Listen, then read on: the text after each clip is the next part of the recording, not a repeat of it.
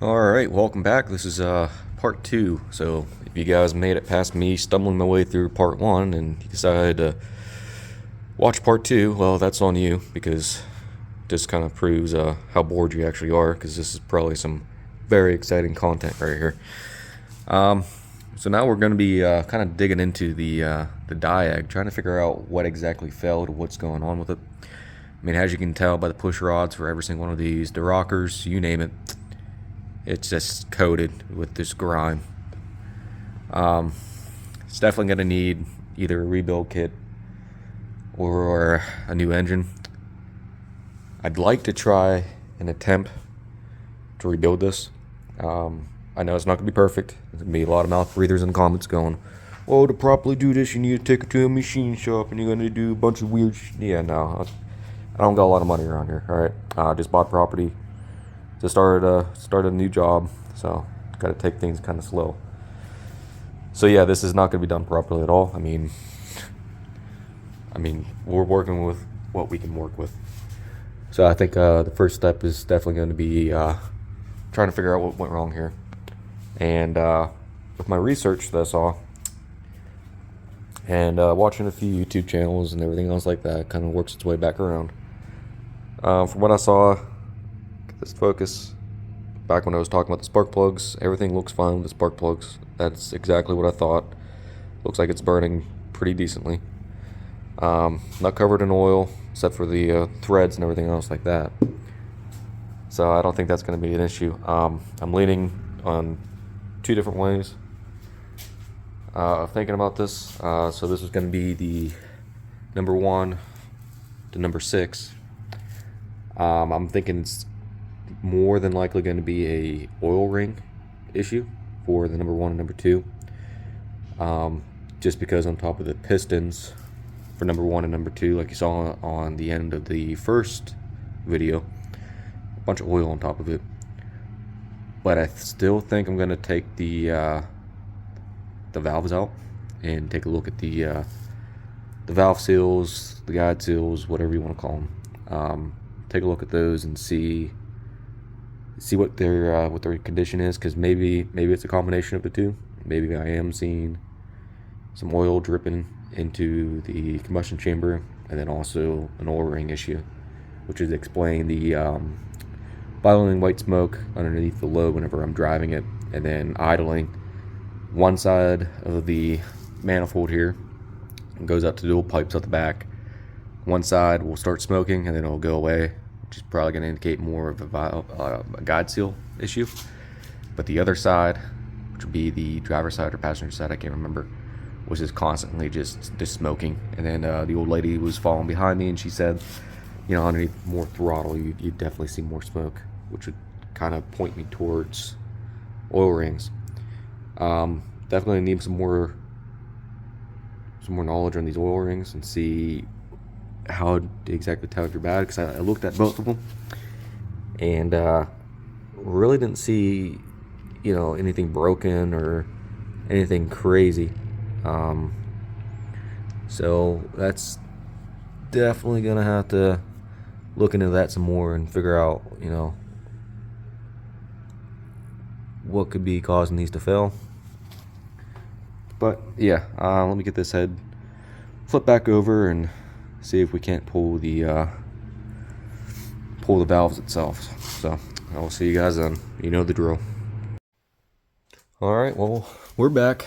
Gotta say, what a process this was. So I bought a toy a while back, and it was straight out of a Chinese facility and ended up breaking within the first use.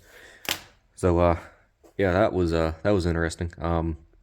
Never really did this style of cylinder head or cylinder head before, so a lot of learning curves with this.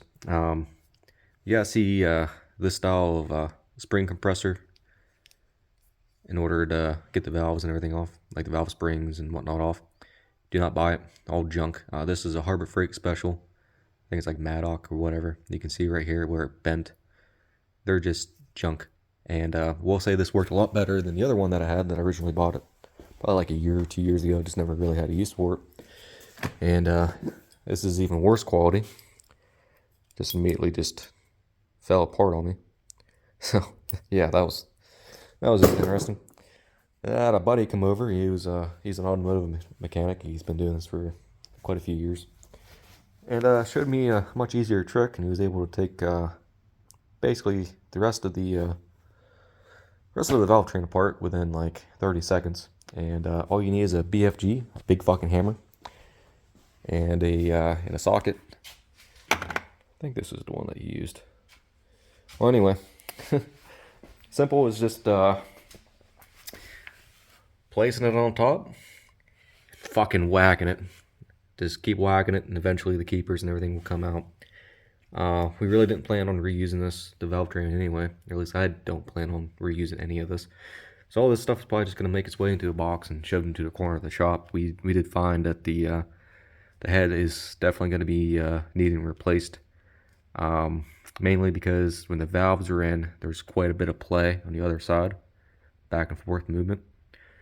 So basically, this entire head's going to need machined, and just in order to make it good. And for me, I think I can find a head online with the valve train already in it for cheaper than what I can get a machine shop to do it for me, which is a shame, but that's just the way it is. We live in a throwaway society, so. And I'm on a budget, so it is what it is. So, head, junk. Pistons, piston rings. He seems to think that the pistons will be able to be reused, but he was talking about the compression rings with the gap that he found on it. He said that's quite a bit of a gap. It should be a lot tighter. So that's probably what's causing the oil and everything to make it past the rings and the oil ring here. So, just because of how old these are, I think the bearings had a 76 date code on them. So, I mean, these things were never replaced before in their lifetime, and obviously the engine wasn't necessarily taken care of, so I might as well just throw in new pistons, new bearings, and everything else like that, and just redo it the right way, at least the best way that we can, right? And for the, let's get the slide over here, for the cylinder walls, thinking what we're going to do is just run a home through them and call that good. The next step that I'm going to do, guys, is I think I'm going to tear this rad out, basically disassemble the entire front of this motor off for the pulleys and everything like that, get to the timing gear, and pull the gear out for the camshaft. And what I'm going to try to do is take this front grill out here with the rad and everything out of the way and see if I can't snake it out this way. If not, then possibly the entire front clip might need to come off, because I really don't want to pull this engine out unless I absolutely have to. I do not have a crane or anything like that. Like I said, this is supposed to be a budget build, but it's slowly snowballing into more and more and more and more. Just how this stuff goes. But thinking that the block should be fine. There was no evidence that coolant was leaking or anything like that. It was just burning oil. The crank seems to be all right. The camshaft, from my opinion, is shot. So that's why we're going to do that. And if the camshaft comes out, we'll have to get down underneath there and inspect some more stuff, but get the camshaft out and we'll go from there. So yeah, wish me luck, guys. I'll see you whenever I get all that stuff out that I just talked about, and I'll bring you back up to speed about what's going on and what we're gonna do to it.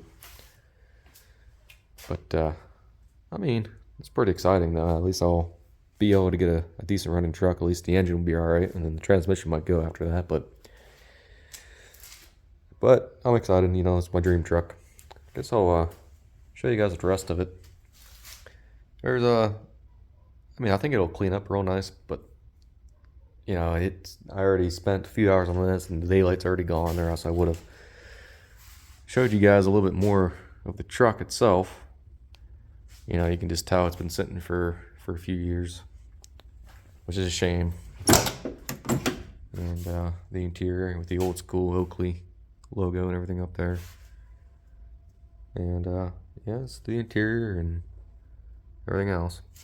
But I'll go into more in depth once we get this engine and everything down. There's going to be a period of time to where I'm not going to be able to work on it just because saving up money for parts and getting the parts ordered and shipped and see how that exactly goes. But I'll at least take a walk around and show you some of the body issues that I saw, the body mounts, some rust holes in the common dent side places up by the drip rails and everything else like that. But yeah, I'll see you guys soon. Alright, we are back. Now it's been about a week since I last recorded the other part of this video for this video, if that makes any sense at all, which doesn't mean. Anyway, we're back into it. The entire front clip of the truck, at least the grill and all that, I pulled it off the truck to try to make things a little easier, and I wanted to pull this cam out of here, which we were able to get out. Now, here comes the fun part of cleaning up the head gasket, the old head gasket material. I had a buddy over and he was just kind of watching me and giving me some pointers and stuff because he knows a little bit more about the automotive side of things than I do. As you can see, the entire everything is just coated in engine, just like petrified oil, basically, just coating everything. So, yeah, this is going to be fun. No idea what I'm going to do yet for a mixture. Maybe I can spray something onto this, try to get it cleaned out as best as possible. The crank on this, just gonna take my word for it. I'm not gonna climb into the engine bay to show you down there. It actually looks pretty decent, so we're gonna reuse the old crank. The cam, on the other hand, that's seen some better days. Now we were able to get this cam out, but we had to do a little persuasion here.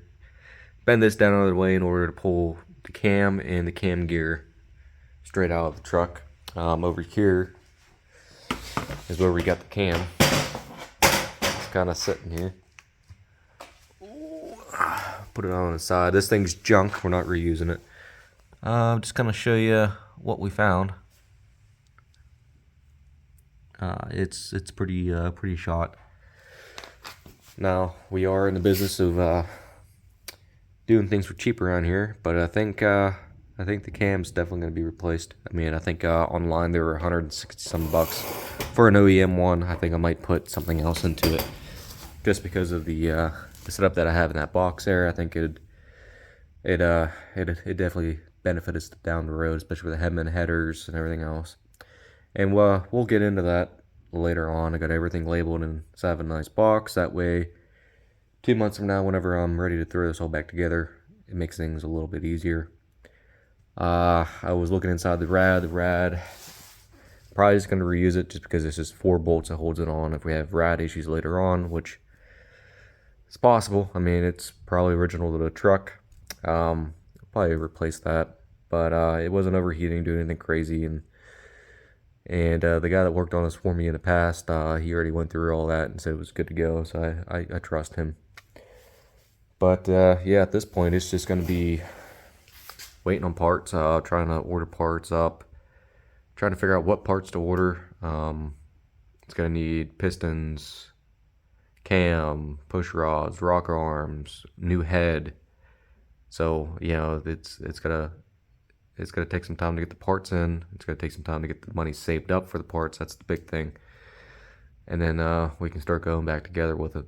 And see if it runs. It's inline 6, so it shouldn't be real finicky. It shouldn't have any issues for tolerances and whatnot. Just by replace the head, clean the block up, do that type of thing, and yeah, that's pretty much it. Maybe look at a few components, see if I can replace it. The alternator, I'm probably gonna replace this. Now, it was charging, but she was just squealing away whenever she did ran. Figured it was coming from the alternator or maybe another component. Water pump, everything feels alright. Basically, just going to strip the entire rest of the block the way out. Do little things here and there. Maybe I'll put some new engine mounts in. And while I already have the everything out, we can probably address some of the bushings on this truck, at least for front end. That way we don't have to worry about it for a little bit longer. Yeah. But I figured I'd give you guys an update on it, and we'll go from there. Last I saw that we had 11 views and 2 subscribers, so we're slowly getting found out around here, but hopefully by the time I get some of the parts in and get this truck up, we'll be a little bit better with the viewers and stuff like that. I'd like to get a fan base and get a community growing around these old piece of shit trucks. And I think I'm going to start the process of working on this power stroke over here. At least get the rear end and everything all dialed in, the way we can use this as a parts getter if we need to, or take it out to the junkyard and pick up parts or whatnot. But that's going to be on a separate video. I might actually make a video on this truck next, just so you guys can follow along on this too. That's what I hate about white paint. You just fucking leave paw prints everywhere on it. But yeah, thanks for watching, guys. I'll try to upload this as soon as I can, and record this video for this white truck here and explain how I got this. This was a pretty interesting story, but thanks for watching.